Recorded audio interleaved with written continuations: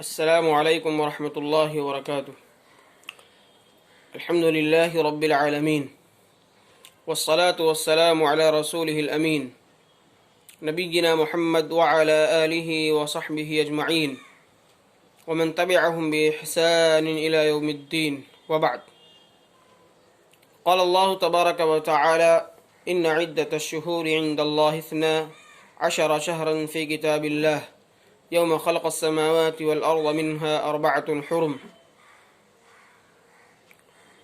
وقال النبي صلى الله عليه وسلم أفضل الصيام بعد رمضان شهر الله المحرم۔ محترم و معزز دینی و ملی بھائیوں، بزرگوں، نوجوان ساتھیوں اور دوستوں، آپ سب کو اور ہم سب کو یہ بات معلوم ہے کہ یہ مہینہ جو ہم اور آپ کے ساتھ گزر رہا ہے وہ اللہ رب العالمین کا بہت ہی مبارک اور معزز مہینہ محرم الحرام کا مہینہ ہے، جس کی اپنی بہت ساری فضیلتیں ہیں، اہمیتیں ہیں،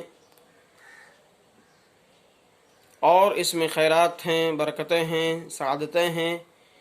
مسلمانوں کے لیے، موحدین کے لیے، سنت نبویہ پر اپنے آپ کو جمانے والوں کے لیے بہت ہی بڑی نعمت ہے۔ اس مہینے کو اللہ رب العالمین نے حرمت والا مہینہ قرار دیا ہے، اور 4 مہینے حرمت والے ہیں: رجب، ذی القعدہ، ذی الحج اور یہ محرم۔ حرمت والے مہینوں کا معنی یہ ہے کہ ان مہینوں کا تقدس، ان مہینوں کا احترام، جنگ و جدال، لڑائی جھگڑا، فسق و فجور، ان جیسی خرابیوں سے یا ان جیسی خرافات سے اپنے آپ کو اور مہینوں کے حساب سے اور زیادہ بچانا۔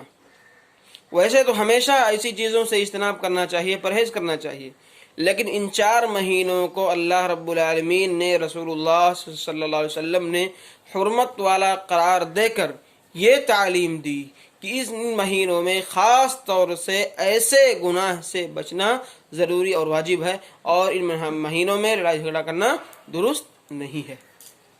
جنگ و جدال، لڑائیاں، یہ سب چیزیں درست نہیں۔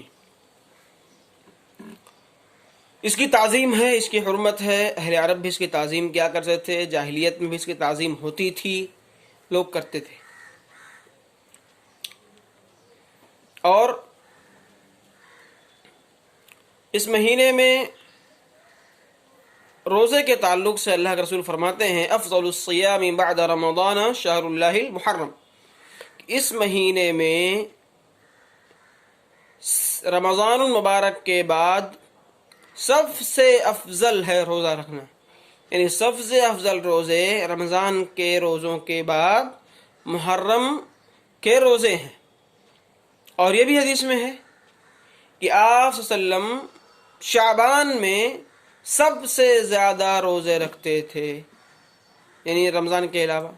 تو پتہ چلا کہ پورے محرم کے روزے یہ مشروع نہیں ہیں، بلکہ محرم میں کثرت سے روزہ رکھنا یہ مشروع ہے۔ اور اس میں ایک دن ایسا آتا ہے جس سے ہم اور آپ عاشورہ کا نام دیتے ہیں، یعنی 10 محرم کا نام دیتے ہیں، 10 سے عاشورہ۔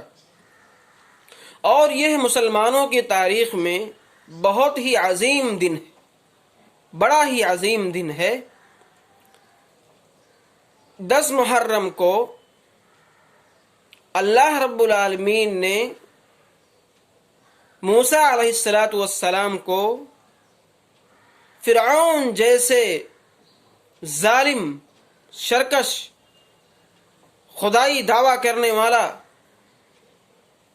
اور اپنے آپ کو اللہ کہنے والا ایسے ظالم شخص سے اللہ نے فرعون کو اللہ نے موسیٰ علیہ السلام کو فرعون سے نجات دیا تھا۔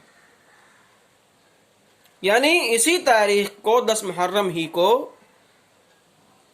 فرعون دریا میں ڈبو دیا گیا، غرق ہو گیا، اللہ نے اس کو ڈبو دیا، اور رہتی دنیا تک کے لیے اس کو تاریخ کے اوراق میں اس کا ذکر ہوا اور رہے گا، اور اللہ نے اس کو عبرت اور نشان بنا دیا۔ اسی خوشی میں یہود روزہ رکھتے تھے۔ جب اللہ کے رسول صلی اللہ علیہ وسلم مدینہ گئے تو وہاں دیکھا کہ 10 محرم کو یہود روزہ رکھتے ہیں۔ ان سے پوچھا گیا کہ آپ لوگ روزہ کیوں رکھتے ہیں، یعنی آپ 10 محرم کو روزہ کیوں رکھتے ہیں؟ انہوں نے کہا کہ اللہ رب العالمین نے فرعون جیسے ظالم بادشاہ سے موسیٰ علیہ السلام کو اسی تاریخ کو نجات دیا تھا، اس کی خوشی میں ہم موسیٰ ہمارے نبی ہیں، اس لیے ہم روزہ رکھتے ہیں۔ آپ نے فرمایا نحن احق بموسیٰ منکم، کہ ہم موسیٰ کے زیادہ حقدار ہیں کہ ہم موسیٰ کے تعلق سے خوشی منائیں، یا موسیٰ علیہ السلام جب جس دن نجات پایا انہوں نے، اس تعلق سے ہم روزہ اس دن اور زیادہ فضیلت والے ہیں، اور ہم یہ زیادہ حقدار ہیں کہ ہم روزہ رکھیں ان کے لیے، ان کی نجات کی خوشی میں۔ لہذا اللہ کے رسول صلی اللہ علیہ وسلم نے اس سال 10 محرم کا روزہ رکھا، اور پھر صحابہ نے بتلایا، یہ بات واضح ہوئی کہ آپ تو فرماتے ہیں خالف الیہود والنصارى، یہود و نصارہ کی مخالفت کرو، اور یہاں یہود بھی 10 ذی الحجہ کو 10 محرم کو روزہ رکھتے ہیں، اور آپ بھی 10 محرم کو روزہ رکھنے کی تعلیم دے رہے ہیں۔ تو آپ نے فرمایا لئن بقیت، اگر میں آئندہ سال باقی رہا، زندہ رہا، میری زندگی میرے ساتھ رہی، تو لأصومن التاسع، تو میں انشاءاللہ ضرور بضرور 9 کا بھی روزہ رکھوں گا۔ اسی لیے اس کو تاسوعا کہا گیا بعض جگہوں پر، یعنی 9 کو اور 10 کو روزہ رکھنا ہے یہود کی مخالفت میں۔ لیکن یہاں ایک مسئلہ واضح رہنا چاہیے لوگوں کے سامنے کہ اس سال جو روزہ پڑ رہا ہے 10 محرم کا، وہ غالباً سنیچر کو پڑ رہا ہے، تو سنیچر کو خاص کر کے روزہ رکھنا منع ہے، یعنی نفلی روزے سنیچر کو رکھنا منع ہے۔ یہاں نفلی روزہ یہ بھی ہے، سنت کا روزہ ہے اور پڑھ رہا ہے، تو کیا کرنا ہے؟ تو ایک ہوتا ہے نفلی مطلق، ایک ہوتا ہے نفل مقید۔ نفل مطلق روزہ رکھنا جمعہ اور سنیچر کو منع ہے، لیکن نفل مقید یہ ہے ایک خاص قسم کا روزہ ہے، اور یہ روزہ اور دنوں میں نہیں مل سکتا ہے۔ 10 محرم کا روزہ ہے، ہم سنیچر کی وجہ سے روزہ نہیں رکھ رہے ہیں، ہم سنیچر کو خاص کر کے نفل روزہ نہیں رکھ رہے ہیں، بلکہ ہم عاشورہ 10 محرم کو اس دن پڑھنے کی وجہ سے ہم روزہ رکھ رہے ہیں، لہذا یہ نفل مقید ہے، اور اس کے ساتھ ہم کو ایک دن ملانا بھی ہے پہلے، یعنی اتوار یا سنیچر، یا سنیچر اتوار، یا اس کے بعد پیر، یہ سلسلہ ہونا چاہیے، یعنی 10 محرم سے پہلے ہم کو ملانا ہے، اور افضل طریقہ یہی ہے۔ اگر کوئی وجہ ہو جائے، کچھ شرعی اعذار ہو جائیں، آدمی 9 کو نہ رکھ سکے، تو 11 کو بھی رکھ لینا چاہیے یہود کی مخالفت میں، اور ان کو ثواب ملے گا۔ لیکن اگر کوئی آدمی صرف ایک روزہ رکھتا سے 10 محرم کو رکھتا ہے، تو اس کو ایسا نہیں ہے کہ اس کو گناہ ملے گا یا اس کو ثواب نہیں ملے گا، بلکہ انشاءاللہ ضرور بضرور اس کو ثواب ملے گا۔ لیکن یہود کی مخالفت میں 2 روزہ رکھنا چاہیے، یہ سنت نبوی ہے، اور نبی کی تعلیم یہی ہے، یہ ہوئی فضیلت۔